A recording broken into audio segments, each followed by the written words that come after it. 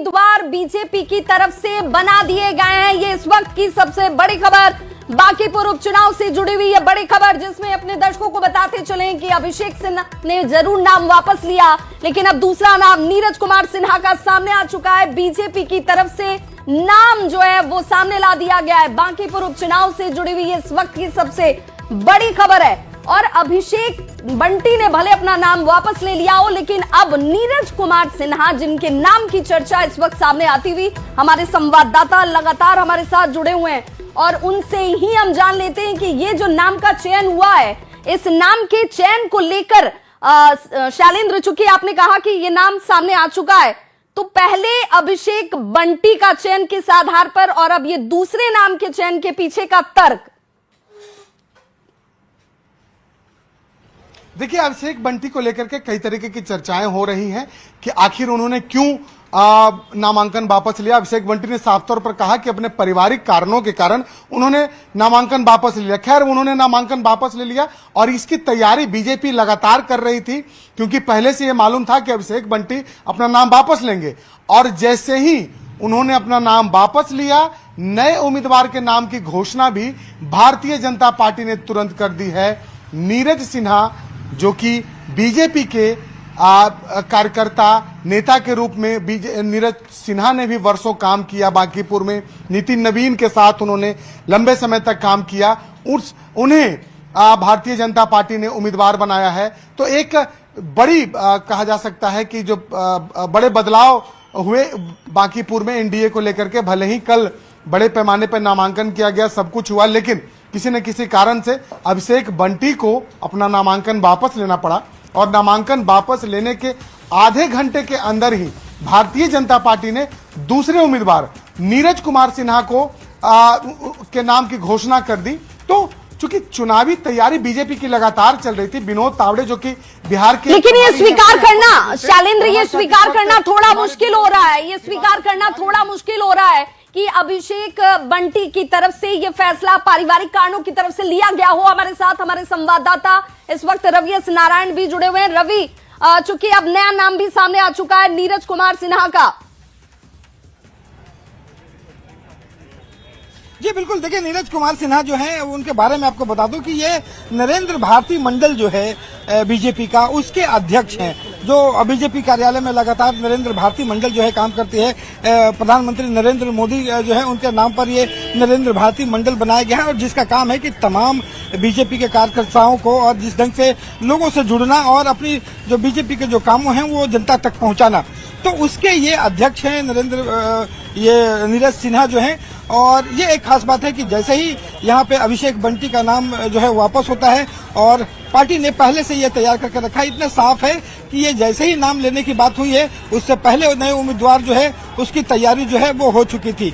और खास बात ये है कि देखिए, यहाँ जो सीट है, बांकीपुर जो सीट है, ये सीट पिछले 30 सालों से बीजेपी के साथ है। और खास बात यह है कि यहाँ पे कायस्थ वोट जो है वो बड़े संख्या में है। यही कारण है कि नितिन नवीन यहाँ से होते रहे हैं, यहाँ पे विधायक बनते रहे हैं, आज राष्ट्रीय अध्यक्ष हैं। दूसरा जो अभिषेक बंटी जिनको यहाँ पे उम्मीदवारी दी गई, वो भी कायस्थ समाज से आते हैं। और तीसरा जो अभी उनको हटाने के बाद जो नए उम्मीदवार जो दिए गए हैं, वो भी जो है नीरज सिन्हा, वो भी कायस्थ समाज से हैं। कोशिश इस बात की गई है, सामाजिक समीकरण के साथ साथ फिर जो एक नया उम्मीदवार का जो चेहरा सामने आया है, वो भी एक कार्यकर्ता का ही चेहरा है। बीजेपी लगातार कहती रही है कि कार्यकर्ताओं की पार्टी रही है। निश्चित रूप से एक बार फिर से जो नया चेहरा आया है, वो एक कार्यकर्ता, ये जो नया चेहरा है वो कायस्थ समाज से तो जरूर आता है, लेकिन इस पूरे स्टैंड के बाद से, अभिषेक बंटी के अपने नाम को वापस लेने के बाद से, अब बीजेपी क्या बैकफुट पे नजर नहीं आ रही है? क्योंकि अभी तक तो वो ये कह रही थी कि कार्यकर्ता को सम्मान बीजेपी ही सिर्फ देती है। शैलेंद्र भी हमारे साथ जुड़े हुए हैं। शैलेंद्र, क्या इससे एक तरीके का डेंट लगा है बीजेपी के पूरे स्टैंड को लेकर? शैलेंद्र के पास जाएंगे, उससे पहले हमारे साथ रवि लगातार जुड़े हुए हैं। रवि, चूंकि ये सवाल इस वक्त जनता भी जानना चाहती है, ये समझना चाहती है कि आखिर ऐसा क्या हुआ कि आखिर में ठीक एक दिन के बाद नाम वापस ले लिया जाता अभिषेक की तरफ से, और बीजेपी पूरी तैयारी के साथ रहती है कि नीरज का नाम सामने ला दिया जाएगा।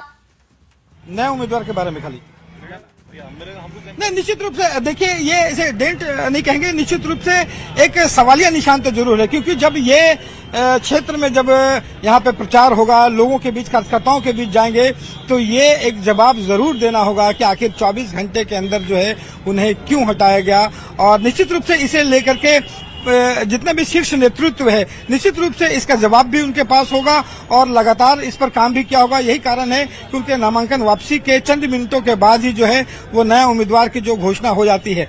लेकिन सबसे बड़ा रवि क्या बीजेपी की तरफ से कोई बड़ा चेहरा सामने आएगा ये कहने के लिए, ये बताने के लिए कि आखिर ऐसा क्यों हुआ, किन परिस्थितियों में हुआ? क्या जो अभिषेक कह रहे हैं उस बयान को उतनी ही साफ गोई से लिया जाएगा कि हाँ यही वजह रही इसलिए नाम वापस हो गया?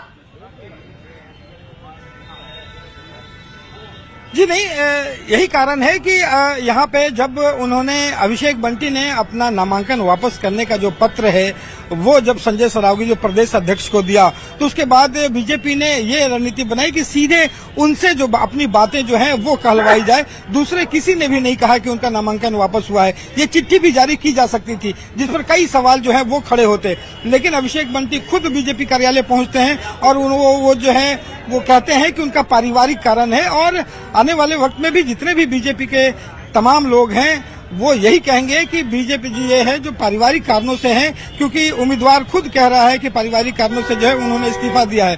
तो यहाँ पे बड़ा चेहरा कुछ और कहे ऐसा संभव नहीं लगता है, लेकिन निश्चित रूप से अब जो है जो नए चेहरे, जो नए उम्मीदवार आए हैं, इसे लेकर के तैयारी होगी। बिल्कुल। और ये जो वीवीआईपी सीट थी, बांकीपुर सीट, जो बीजेपी के लिए अपने आप में एक नाक और साख वाली सीट है, उस सीट पर ऐसा हो जाना बीजेपी के लिए भी अब यहाँ पर आकर सामने से कुछ कहना आसान नहीं होगा। शैलेंद्र हमारे साथ जुड़े हुए हैं। शैलेंद्र, कायस्थ समाज से ही ये उम्मीदवार भी नीरज कुमार सिन्हा, जिनका नाम आप बता रहे हैं, लेकिन बीजेपी का कोई बड़ा चेहरा सामने आकर कुछ नहीं कह रहा।